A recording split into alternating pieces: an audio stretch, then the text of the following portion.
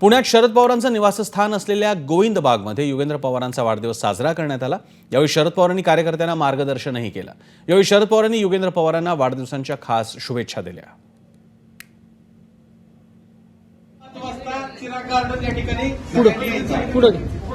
आजोबांच्या नातवाला खास वाढदिवसाच्या शुभेच्छा।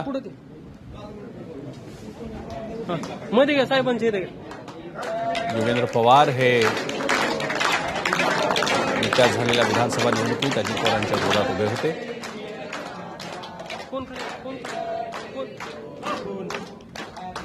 त्यानंतर आता वाढदिवसानिमित्तानं आजोबांकडून केक भरून घेताना युगेंद्र पवार। लोकांच्या बरोबर युगेंद्रने कामाची सुरुवात केली। त्याचा स्वभाव लोकांची नवरतेनं बोलण्याचा आहे, सुसंवाद ठेवायचा आहे आणि जे काही आपल्या पद्धतीने करता येईल ते करण्याचा प्रयत्न करावा।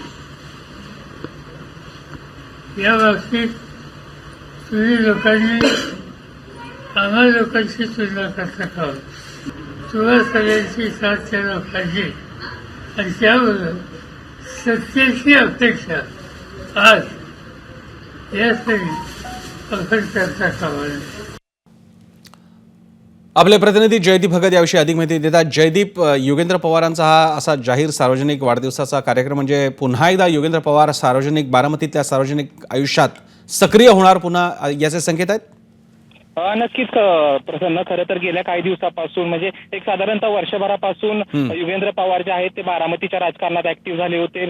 पहिल्यांदा चर्चा झाली की पक्षामध्ये उभी फूट पडल्यानंतर युगेंद्र पवारांनी आजोबांची साथ दिली, आपल्या सख्या काकांची साथ सोडून त्यांनी शरद पवारांना साथ दिली। त्यानंतर लोकसभेला सुप्रिया सुळे यांचं काम केलं। त्यानंतर युगेंद्र पवार जे आहेत ते विधानसभा निवडणुकीमध्ये देखील उभा राहिले होते अजित पवारांच्या विरोधात, परंतु त्यांचा त्यामध्ये पराभव झाला। आणि त्यानंतर खरं तर गेल्या काही दिवसापासून सातत्यानं चर्चा युगेंद्र पवारांच्या बाबतीत जी तुलना होत होती ती शरद पवारांच्या सोबत होती किंवा अजित पवारांच्या सोबत होती, परंतु आता माझ्या सोबत असेल किंवा अजित पवारांसोबत असेल जी तुलना करू नका असं जे आहे ते शरद पवार सांगतायत। आणि आज त्यांचा वाढदिवस कार्यकर्त्यांची इच्छा होती की युगेंद्र पवारांचा वाढदिवस शरद पवारांच्या उपस्थितीत व्हावा आणि त्याचनुसार बारामती येथील जे शरद पवारांचं निवासस्थान आहे गोविंद बाग या ठिकाणी शरद पवारांच्या उपस्थितीमध्ये त्यांचा वाढदिवस देखील झाला। आणि त्यानंतर कार्यकर्त्यांना काही सल्ले दिले, तसेच युगेंद्र पवारांना देखील शरद पवारांनी काही सल्ले दिलेले आहेत। आता एकट्याचं किती दिवस अभिनंदन करायचं, अक्षदा टाकायची वेळ झाली अशी देखील ज्या आहेत त्या शुभेच्छा ज्या आहेत ते शरद पवारांनी दिल्या। एकंदरीतच अजित पवारांनंतर जय पवार जसे ऍक्टिव्ह झाले त्याचप्रमाणे आता युगेंद्र पवार देखील ऍक्टिव्ह होते। स्थानिक स्वराज्य संस्थांच्या निवडणुकीमध्ये युगेंद्र पवारांची महत्त्वाची भूमिका राहणार आहे। धन्यवाद जयदीप, तुम्ही दिलेल्या माहितीबद्दल।